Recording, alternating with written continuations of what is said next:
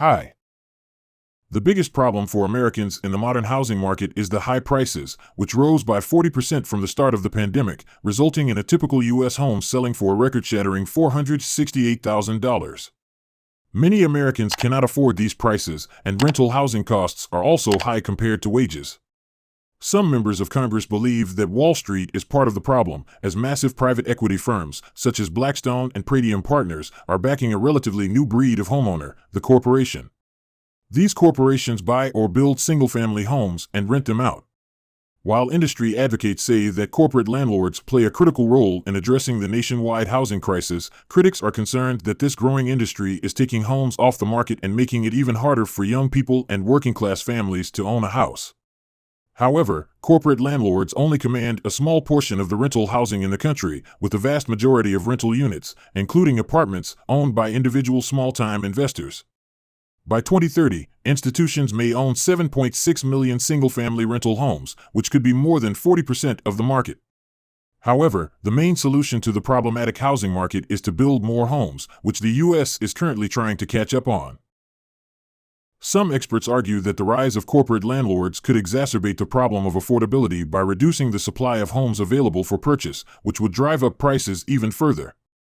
Additionally, there are concerns that corporate landlords may not have the same level of accountability and transparency as individual landlords, which could lead to issues with tenant rights and fair housing practices. To address these concerns, some members of Congress have proposed legislation to regulate corporate landlords and increase government oversight. For example, the Homes for All Act would create a $1 trillion fund to build and preserve affordable housing, as well as impose stricter regulations on corporate landlords to prevent predatory practices and ensure tenant protections. In addition to proposed legislation to regulate corporate landlords, there are also efforts underway to increase the supply of affordable housing in the United States. One such initiative is the Build Back Better plan proposed by President Biden, which includes $213 billion in funding for affordable housing and $45 billion for the National Housing Trust Fund. Additionally, some cities and states are implementing their own policies to address the housing crisis. For example, Oregon recently became the first state in the country to ban single-family zoning in cities with populations over 10,000, allowing for more density and potentially increasing the supply of affordable housing. Other cities have implemented rent control policies or provided tax incentives for developers to build affordable housing. Ultimately, the housing crisis in the United States is a complex issue with no easy solutions.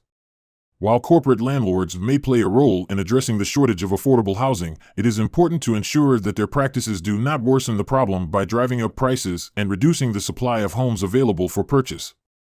As such, it will be important for policymakers to carefully consider the potential benefits and drawbacks of various policy solutions in order to create a housing market that is fair, equitable, and accessible to all Americans.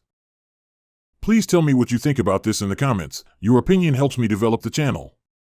Subscribe and like this video. I will be very grateful to you. Bye.